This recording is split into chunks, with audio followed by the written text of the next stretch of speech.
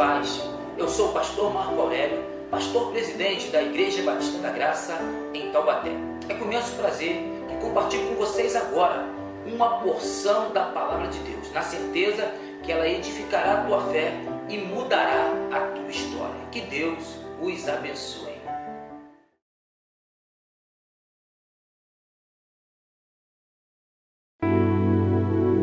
Quero saudar a igreja mais uma vez com a graça e a paz do nosso Senhor Jesus Cristo, amém? Como a pastora falou, né? A gente fica constrangido, não só com o Ministério de Missões, mas com todos os ministérios, né, desta igreja. Se tem uma coisa que eu tenho muito orgulho de ser pastor, né, da IBG. Quando alguns pastores nos perguntam: pastor, por que a IBG cresce tanto? A IBG cresce tanto porque Deus, através do Espírito Santo, traz pessoas para cá quebrantadas.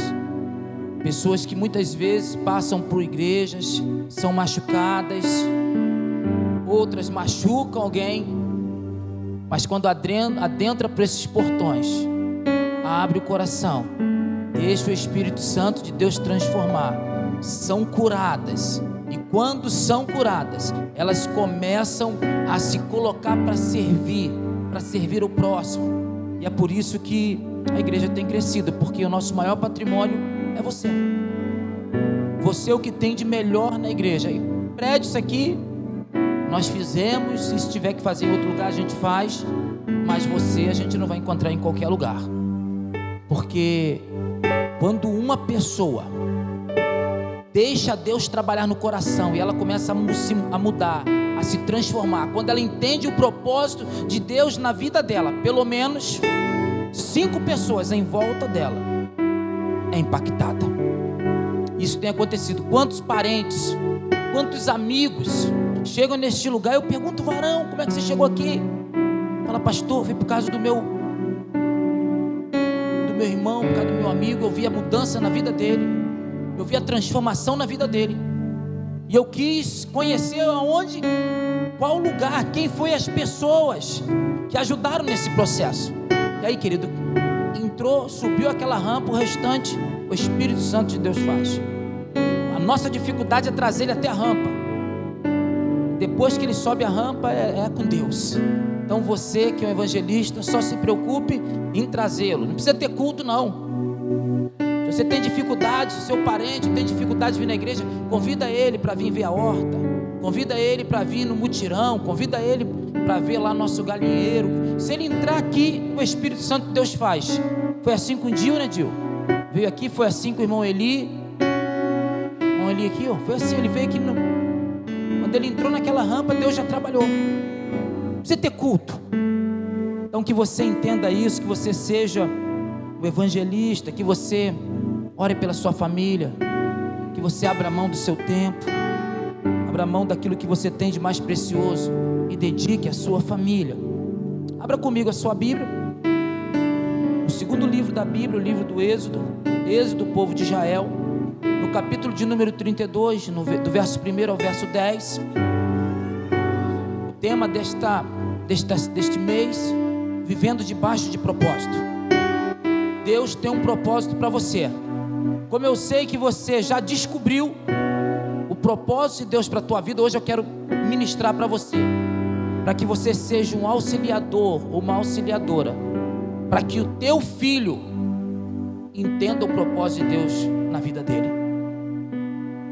Todos sabem que eu tenho uma preocupação muito grande com as crianças, e ontem eu fiquei muito feliz quando nós terminamos 50% de cobrir o telhado da igreja. Sábado, em nome de Jesus, a igreja das crianças vai estar coberta. Eu tenho sonhado com aquela igreja, eu tenho sonhado com aquele templo. Nós vamos gastar todas as nossas energias para a gente inaugurar aquele templo em breve, e vai ser a primeira igreja que eu conheço aqui em Taubaté que tem uma igreja só para as crianças, e que nós sejamos uma referência para que outras igrejas também ame criança, não só da boca para fora, mas ame com atitude, que eles sintam isso. Estou investindo, né, no Gabriel, Gabriel passou no teste do Taubaté. Eu falei, se você for Neymar, ele falou, pastor, se eu for Neymar, vou dar uma igreja só para as crianças. Eu falei, glória a Deus. Então que a gente possa mesmo, querido, investir, porque essas crianças nós não sabemos quem elas serão, tanto no mundo físico e profissional, quanto no mundo espiritual. Daqui vão sair grandes homens e grandes mulheres para a glória de Deus. Diz assim a palavra do Senhor, Êxodo 32, verso 1 ao verso 10. Mas vendo o povo que Moisés tardava em descer do monte, acercou-se de Arão e lhe disse, levanta-te, faze-nos deuses, que vão adiante de nós, porque quanto a este Moisés, o homem que nos tirou da terra do Egito, não sabemos o que lhe sucedeu. E Arão lhes disse, arrancai os pendentes de ouro, que estão nas orelhas de vossas mulheres, de vossos filhos e de vossas filhas, e trazei-mos. Então todo o povo arrancou os pendentes de ouro, que estavam nas suas orelhas, e os trouxeram a Arão. E ele os tomou das suas mãos, e trabalhou o ouro com um buril, e fez dele um bezerro de fundição. Então disseram, este é o teu Deus, ó Israel, que te tirou da terra do Egito. 5. E Arão, vendo isso, edificou um altar diante dele, e apregoou Arão e disse-lhe, amanhã será festa ao Senhor. E no dia seguinte madrugaram, e ofereceram holocaustos, e trouxeram ofertas pacíficas, e o povo se assentou a comer e a beber. Depois levantou-se a folgar, o advertisse.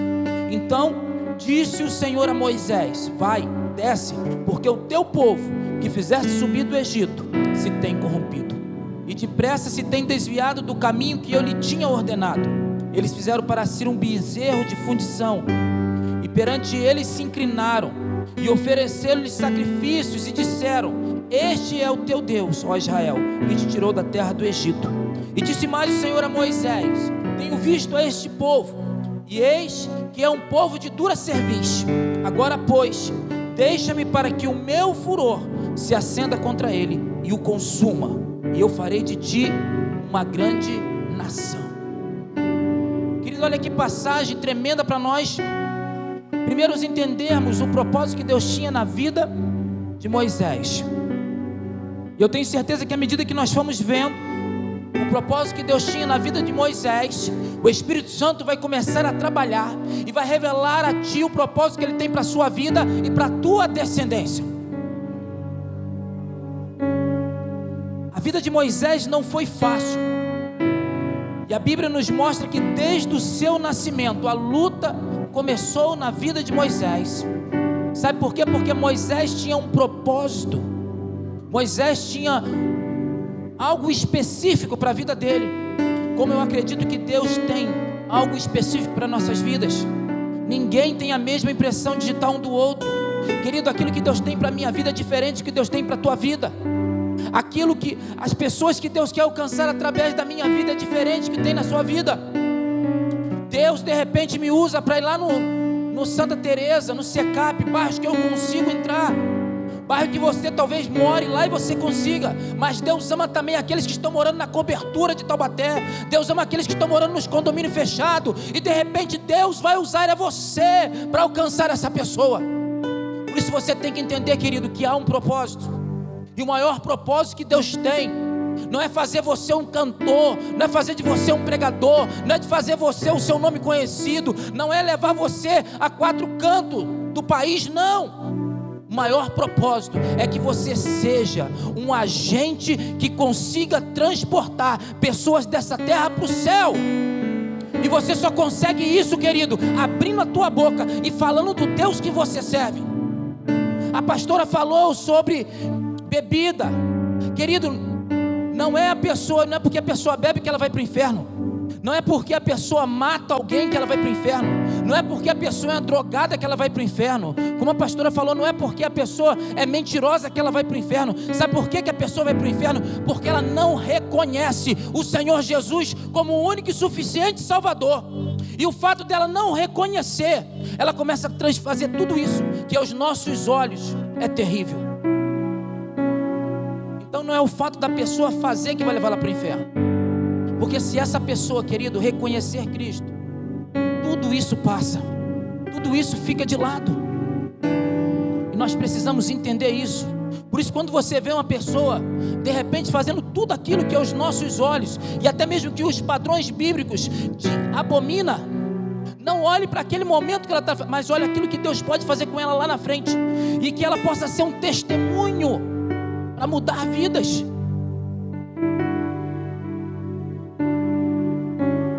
Como eu falei, a vida de Moisés começou a luta desde o nascimento. Havia um sistema na época que Moisés nasceu. Esse sistema, regido pela voz de Faraó, difundia que ninguém mais podia se casar, porque o povo de Israel tinha crescido muito. Então começou uma pressão para que o israelita não se casasse, para que não nascesse filho. E toda vez que sabiam disso, os trabalhos se aumentavam. Então aquele sistema tentou oprimir o sonho que era de Joquebede, a mãe de Faraó, a mãe de Moisés. Mas Joquebede, ela não teve medo. Joquebede começou a gerar uma criança. Joquebede venceu, porque as parteiras, quando descobriam que eram meninos, elas matavam no próprio ato da concepção. Mas Joquebede venceu. Mas Joquebede, com toda a carnalidade, com toda a humanidade, ela teve medo.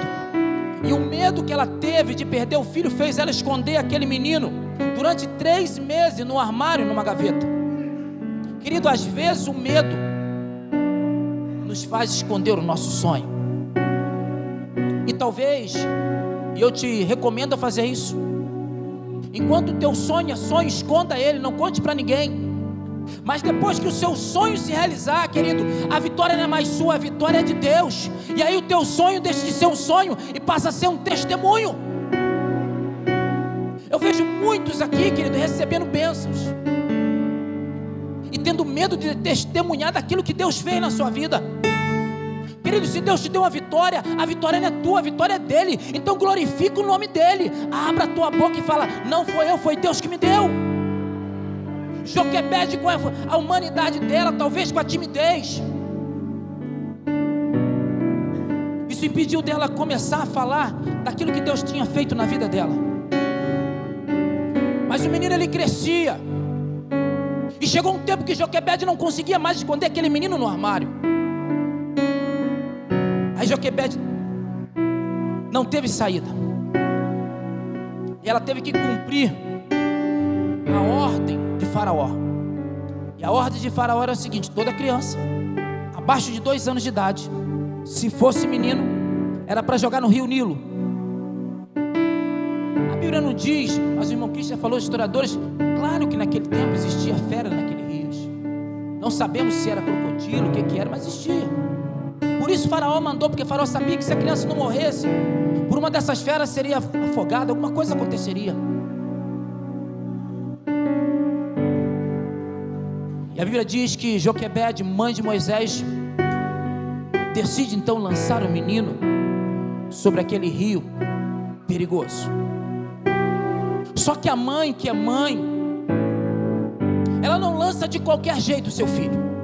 A Bíblia diz que ela pega o cesto, e muitas mães pegariam o menino, jogariam naquele cesto e já soltariam o menino. Não. Mas Joquebede vai lá, a Bíblia diz que ela começa a calafetar aquele cesto com piche e com betume. A primeira coisa que eu entendo, a mãe e o pai que é pai, que sabe, que conhece o mundo espiritual, não lança o seu filho no Nilo de qualquer jeito. Ele vai proteger, aquilo ali é tampar as brechas, vai ungir o seu filho. E aí talvez você me pergunta: pastor, mas onde está o Nilo? O Nilo pode ser o colégio na qual o teu filho vai hoje. Muitas das vezes você está lançando o seu filho no colégio para estudar, porque o sistema diz que tem que estudar. Mas alguns filhos nós não poderíamos nem levar para o colégio, porque alguns colégios são piores do que rio com crocodilo. Porque o rio com crocodilo mata a criança ali pequena, quando ela é pura, e nós temos certeza como seres espirituais que elas vão para o céu. Mas alguns vão matando a criança ao pouco. O sistema faraônico, o sistema do Egito, vai matando as crianças aos poucos. E alguns pais estão perdendo seus filhos, porque não tem sido como Joquebede, não tem ungido o seu filho, não tem tampado as brechas do seu filho por dentro e por fora. Pastor, quando eu tampo a brecha por dentro do meu filho, é quando eu sou um crente convicto, quando não abro mão de estar na casa do Senhor por nada, quando eu acordo pela manhã mesmo cansado, sabendo que eu não preciso, pelo meu conhecimento, pelo meu entendimento teológico, vir na casa do Senhor, mas eu tenho um compromisso. Eu falo assim: eu preciso levar o meu filho, porque se eu não ensinar o caminho que ele deve andar quando ele for pequeno, quando ele for grande, ele vai se desviar. Mesmo com sono, mesmo cansado, eu acordo pela manhã e falo assim: eu vou para a casa do Senhor. E quando você está fazendo isso, você está protegendo o seu filho por dentro. E aí você me pergunta: pastor, quando eu protejo meu filho por fora?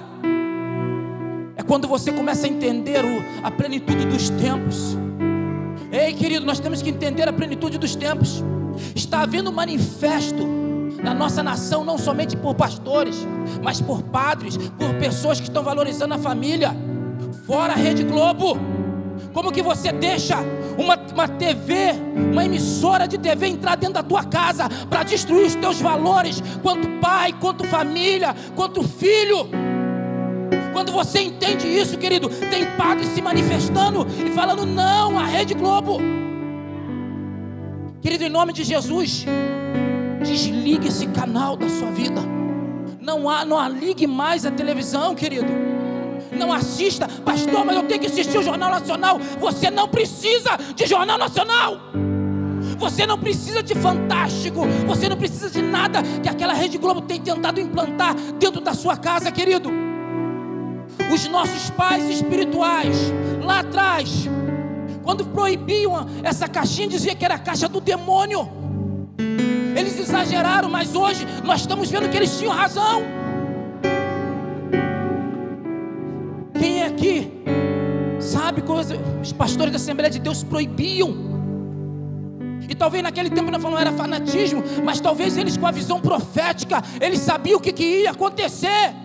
Eles foram tomando conta a pouquinho. Às vezes o pastor fala assim: ó, cuidado, não se masturba. Tem pai que fala assim: meu Deus, o pastor está falando de masturbação perto do meu filho. Mas você acende a televisão, liga a televisão dentro da sua casa, e você ouve tantas coisas, e você nem se preocupa. Querido, crente teria que entender que novela é proibido para você. Você está poluindo a mente sua e a mente dos seus filhos. Não tem nada de bom naquilo. E quando você abre isso, você não está protegendo seu filho por fora. Ele está ficando à mercê de um sistema do Egito, egípcio, um sistema que estava ali para mudar a característica do povo.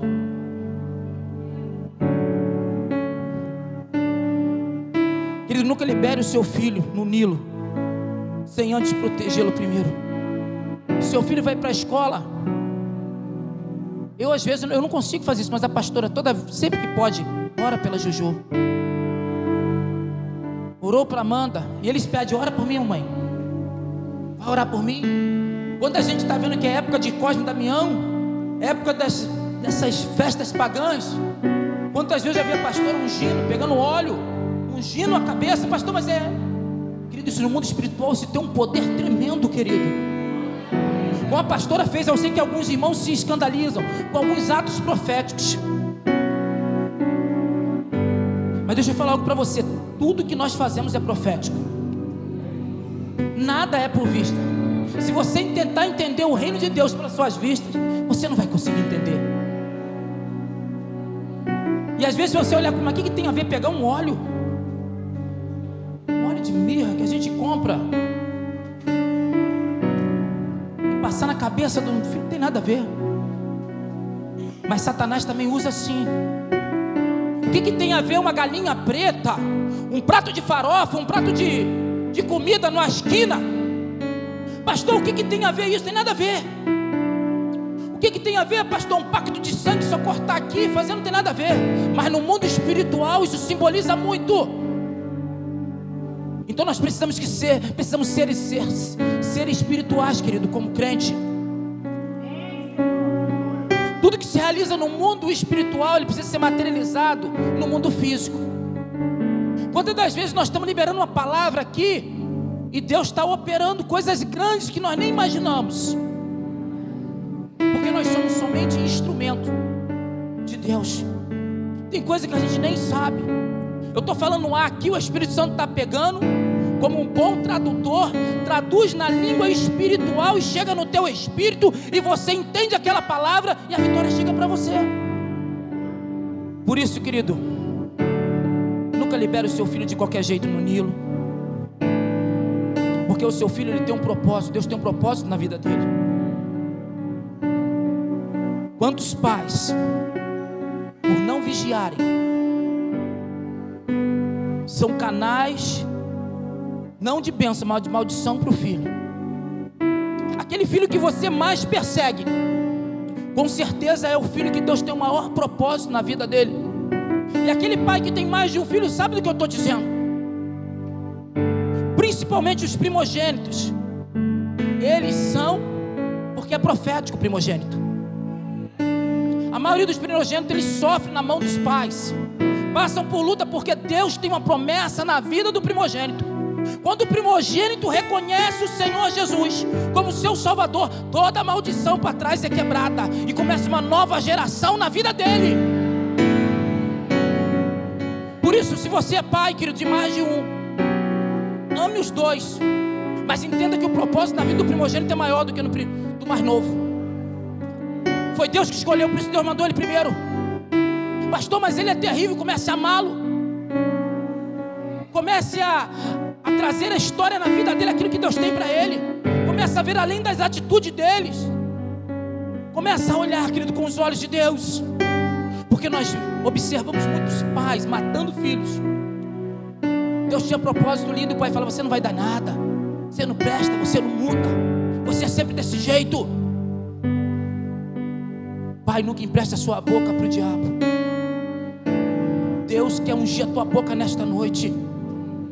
Libere. Se você não tem nada para falar para o teu filho, fique quieto, entra no teu quarto, ora por ele, interceda por ele, mas não abra a tua boca para proferir maldição, porque há um poder, porque você foi feito uma autoridade. Você é uma autoridade sobre a vida do teu filho. E Satanás, sabendo disso, ele começa a te coagir, porque ele sabe que você é o canal para que a maldição chegue no teu filho. Moisés foi lançado nas águas, mas Joquebede, ela foi esperta. Joquebede pegou Miriam e deixou Miriam para vigiar o trajeto daquele cesto. E a Bíblia diz que aquele cesto foi indo. Existiam umas moças se banhando na beira daquele rio, e de repente aquele cesto começa a ser conduzido àquelas moças. E uma daquelas moças era a filha de Faraó, uma princesa. E quando aquela moça avista aquele cesto, pede para que uma de suas criadas vá lá e pegue. E quando ela pega aquele cesto, a Bíblia diz que ela se encanta com a formosura daquela criança, com a beleza daquela criança. Aí Miriam, simbolizando uma pré-figura do Espírito Santo, estava ali conduzindo aquela criança, o seu irmão Moisés. Ela se apresenta à princesa. Ela fala para a princesa: você quer que eu consiga para você uma ama de leite? E a princesa falou: quero, traga para mim. Miriam vai à sua mãe Joquebede, e Joquebede, de escrava que não recebia nada, passa a receber um salário para cuidar do seu próprio filho. E talvez Joquebede, ela não entendeu que Faraó estava trabalhando para Deus, querido. Eu não sei qual a luta que você tem passado, eu não sei o processo que você tem passado, mas deixa eu falar: nada foge do controle do nosso Deus. Quando você não entender as circunstâncias, obedeça. Eu não estou entendendo as circunstâncias, obedeça. Eu não estou entendendo as circunstâncias, obedeça. Porque Deus está trabalhando, querido. Aquilo que Faraó liberou como maldição para a nação foi a porta de entrada para que o príncipe de Israel entrasse no palácio e tomasse legitimidade para poder libertar o povo. Porque um escravo não pode libertar um escravo. Quem liberta o escravo é príncipe ou rei. E Deus precisava legitimar naquela nação Moisés como príncipe. Aquilo que era o plano de Faraó para destruir, era o que Deus estava usando para legitimar. Deus estava colocando Moisés pela porta de entrada do palácio. A Bíblia diz que a filha de Faraó adota Moisés como filho. Ele começa a crescer, começa a ter todas as instruções de um príncipe. Ele cresce, ele é conhecido como príncipe. Mas certa feita ele foi dar uma caminhada pela comunidade judaica e ele observa um egípcio maltratando o judeu, e vem uma ira nele, e ele vai lá e mata aquele egípcio. E o fato dele tomar essa atitude, ele é obrigado a fugir do palácio, e ele vai para o deserto, e ele é conduzido a um sacerdote de Midian chamado Reuel, ou Jetro, que futuramente passa a ser o seu sogro. E ele fica ali com Jetro, cuidando das ovelhas daquele sacerdote. E a Bíblia diz que ali começa o processo na vida de Moisés. Deixa eu falar para você, o processo na nossa vida não é o fim, é o início. Deus tem propósitos para a tua vida, mas nós precisamos entender que todo propósito precisa passar por um processo.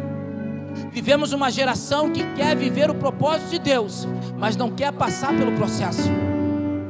É o processo que vai te levar ao propósito, não é o propósito que vai te eximir do processo. Então, querido, se você está no processo, continue glorificando a Deus, porque o propósito vai ser revelado na tua vida. Foi assim na vida de Moisés, e vai ser na nossa vida, vai ser na vida do seu filho. Você que é papai e mamãe, Deus tem um propósito na vida do seu filho, mas não se apavore com o processo. Se falasse para Joquebede que o filho dela seria príncipe do Egito, com certeza o coração dela se encheria de alegria. Mas se falasse para ela o processo que Moisés ia passar até chegar a ser príncipe, com certeza ela atrapalharia o processo. E talvez Deus não revele para você o propósito que Deus tem no teu filho, para que você não atrapalhe o processo na vida dele, mas que você não deixe a falta de fé cair no teu coração quando você vê o seu filho passando pelo processo, porque o processo faz parte do propósito. Moisés começou a pastorear aquelas ovelhas, e a Bíblia diz que em um dos seus pastoreios ele sobe num monte chamado Monte Horebe. E quando ele chega naquele monte, todos vocês já conhecem a história, diz que ele observa uma sarça, que ela queimava, mas não se consumia. E o que chamou a atenção de Moisés não foi aquela sarça queimando, porque o deserto com aquela temperatura sempre tinha sarça se queimando. Mas o que chamou a atenção de Moisés é que aquela sarça queimava, mas ela não se consumia. Ou seja, era um capim que estava ali queimando, mas quanto mais Moisés olhava para aquele capim, mais ele queimava, mais ele se acendia, e ele não se apagava. E aquilo causou um espanto em Moisés. E Moisés começou a se aproximar daquela sarça. E a Bíblia diz que naquela sarça Deus revelou o propósito que Deus tinha para a vida dele. Ele seria um libertador do povo. Deus fala para ele: Moisés, chegou a mim a aflição do meu povo. Eis que eu tenho te levantado para libertar o meu povo. Querido, Deus quer que nós sejamos como aquela sarça ardente. Deus quer que você queime, mas não é simplesmente queimar dentro da igreja, porque a gente observa que às vezes dentro da igreja a pessoa está queimando, às vezes vai para casa, ela continua ainda pegando fogo, continua cantando os louvores que cantou no culto, continua recitando frases no Facebook de efeito, continua pegando até trechos da Bíblia que foi ministrado e dando um incremento maior, mostrando que ela entendeu. Então eu entendo que essa pessoa continua queimando em casa, mas de repente quando acorda na segunda-feira já começa a se apagar, chega no trabalho já está desanimada, E o segredo, querido, é que você não se consuma.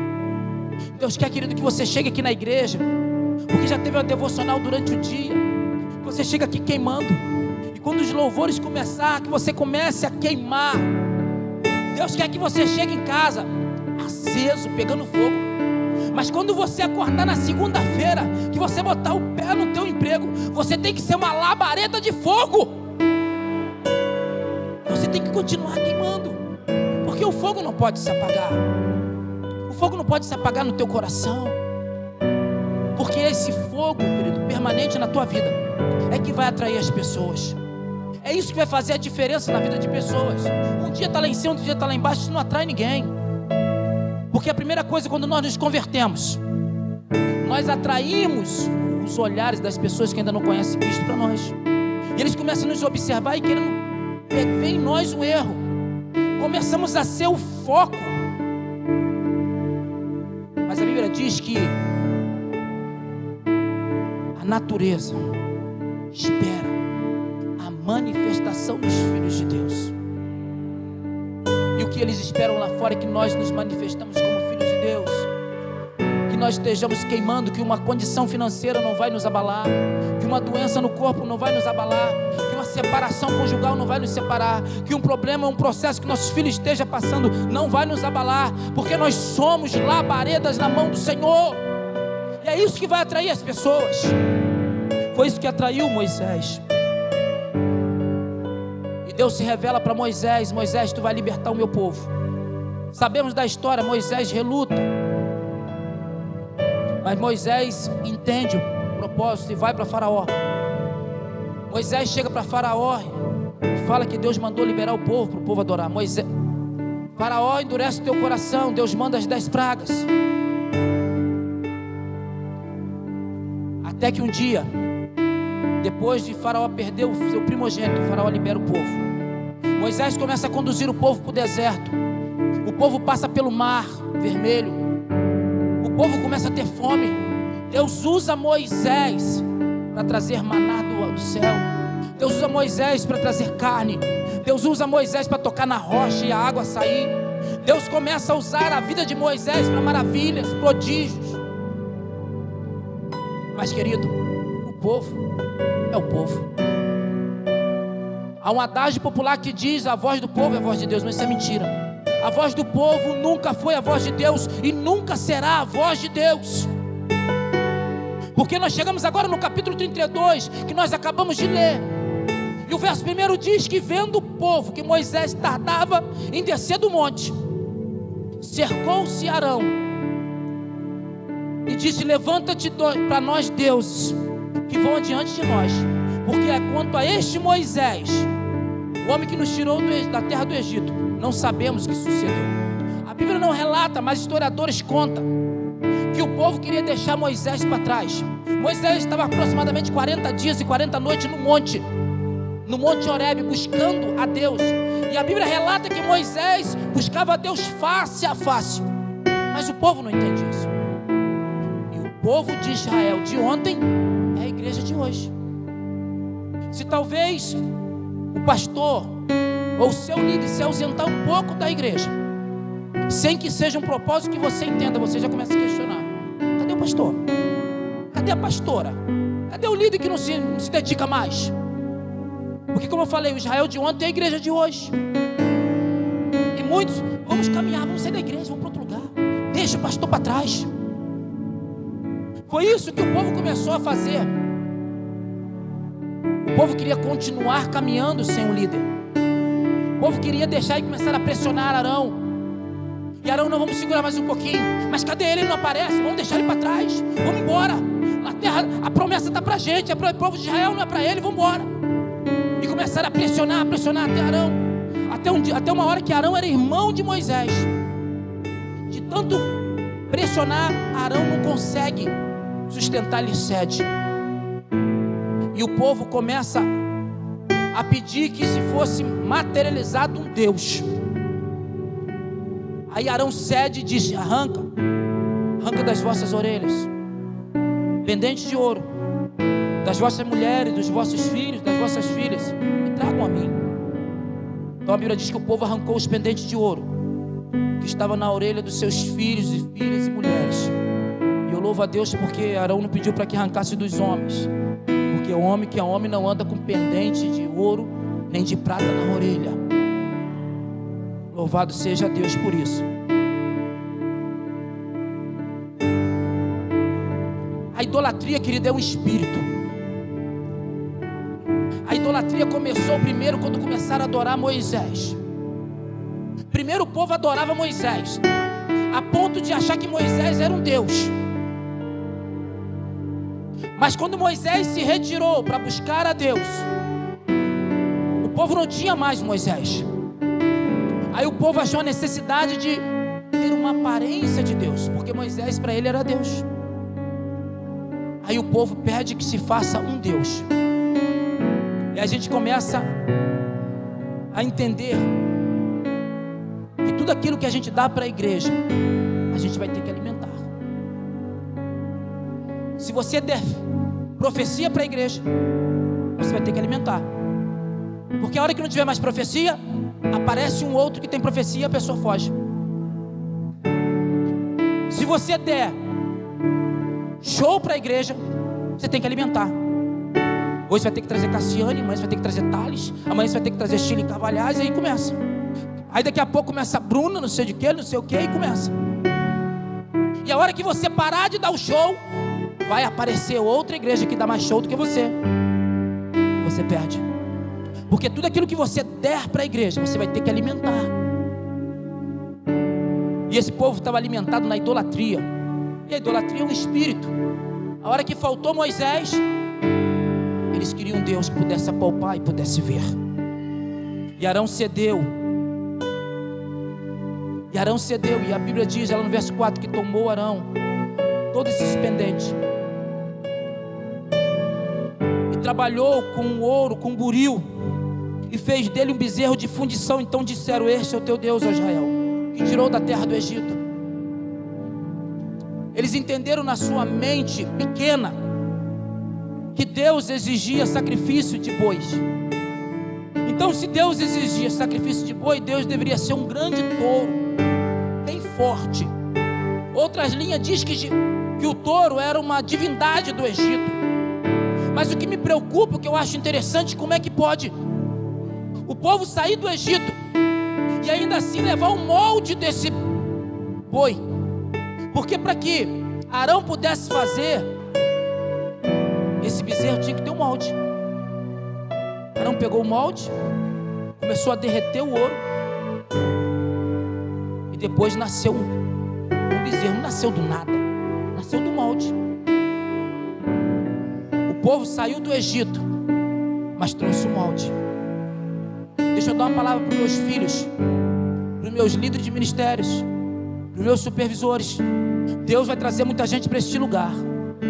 Alguns virão do Egito e trarão consigo seus moldes. Não pegue molde de ninguém. Vão chegar muito e vão falar assim para você: olha só, por que nós não damos uma ideia para o pastor, para a igreja crescer? Por que a gente não faz uma festa de São João? São João não pode. Vamos fazer uma festa na roça, só mudar o nome. Uma festa caipira. Por que, já que você, Silas, é tão próximo do pastor, já que você, Gustavo, é tão próximo do pastor, e outros que eu poderia citar, por que você não pede para o pastor se vestir a caráter, a pastora, com uma festa de quadrilha? Faz um vídeo, lança no Facebook, convidando as pessoas para vir. Vai bombar, vai encher a igreja. Ei, querido, isso é molde do mundo. Líder de ministério não aceita. Deus já te deu a visão. A visão é tua. Nós não precisamos pegar molde de nenhum outro lugar. A igreja não precisa de balada gospel. A igreja não precisa de festa mundana. A igreja precisa da arca e da presença do Senhor. É isso que a igreja precisa. Glória a Jesus. Querido, foi isso que fizeram. No meio daqueles judeus existia egípcio, que saíram juntos. E eles começaram a trazer um modelo, e o povo não entendeu.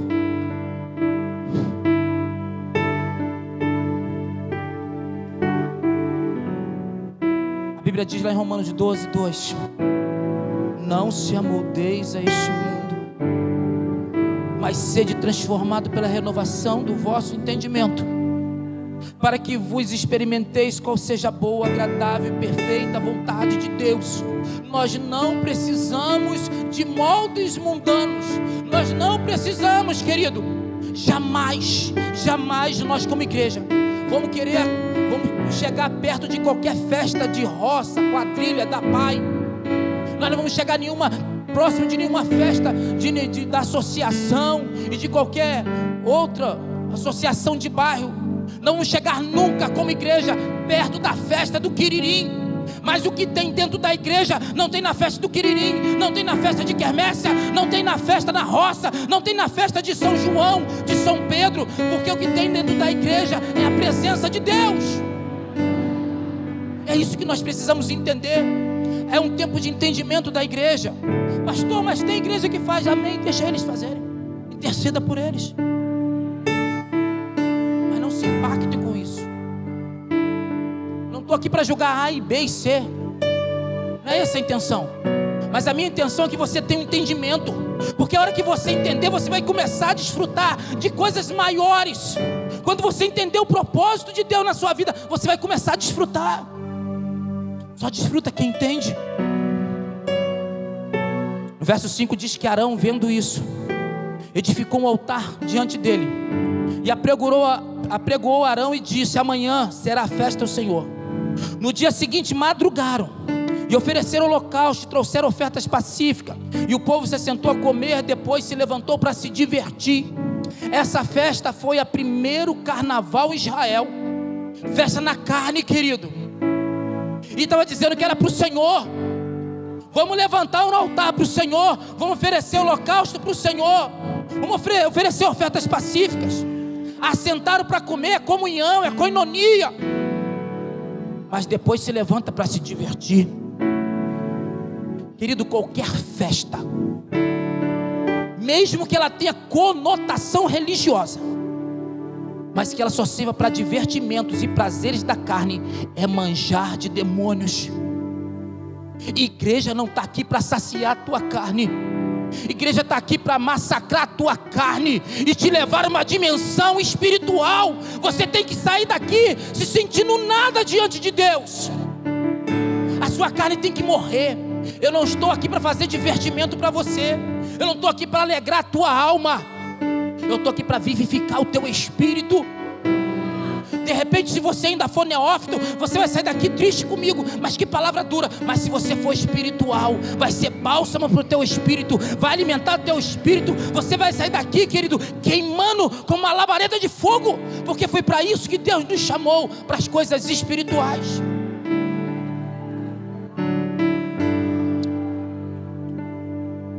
Essa festa, querido, carnal, mesmo que tinha toda a conotação espiritual, chegou diante do Senhor, e o Senhor disse a Moisés: vai, desce Moisés, porque o teu povo que fizesse subir do Egito se corrompeu.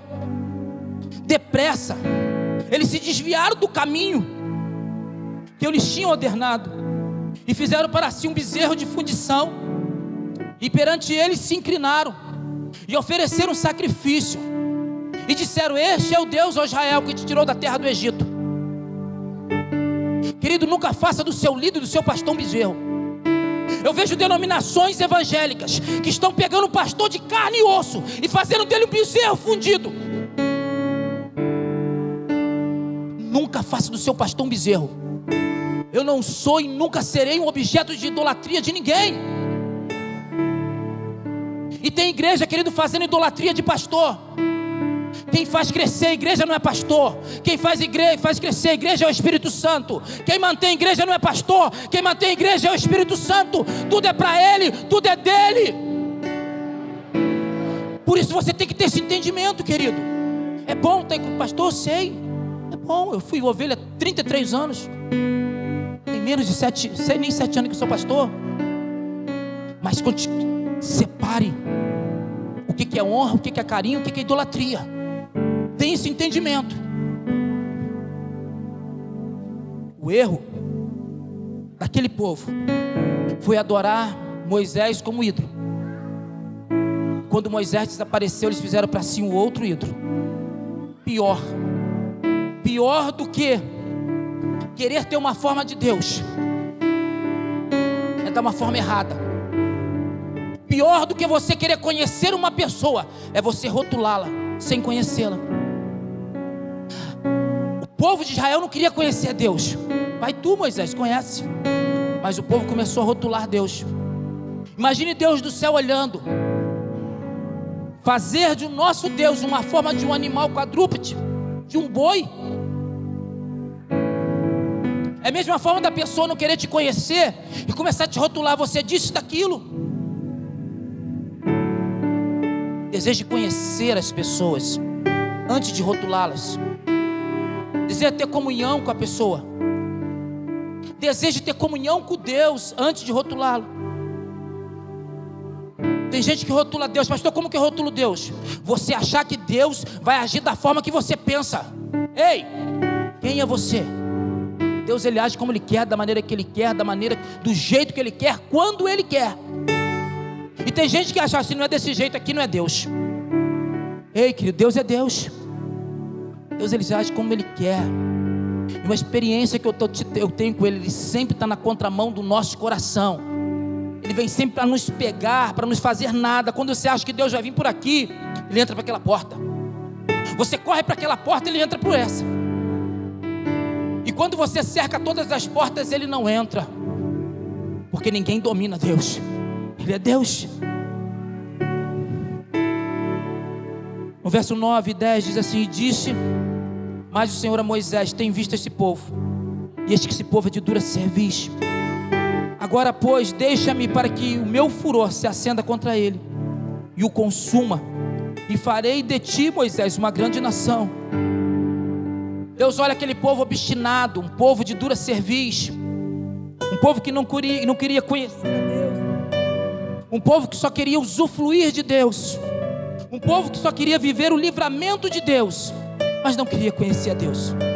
A pastora Flávia bem pregou que o povo de dura cerviz, ao invés de trair bênção, atrai juízo para si. Moisés podia se manter indiferente, mas Moisés se coloca como intercessor do povo. A única coisa que aplaca o furor de um Deus irado é a intercessão de um justo. Por isso a tua intercessão, querido, é importante. A tua intercessão, querido, aplaca o furor de Deus, porque a Bíblia nos mostra que Deus estava irado com aquele povo, ele ia destruir. Mas quando Moisés se levanta como intercessor daquele povo, Moisés tinha todas as promessas sobre a vida dele. Moisés seria um Noé, seria um Abraão, ia morrer tudo, e de Moisés nasceria uma nova geração.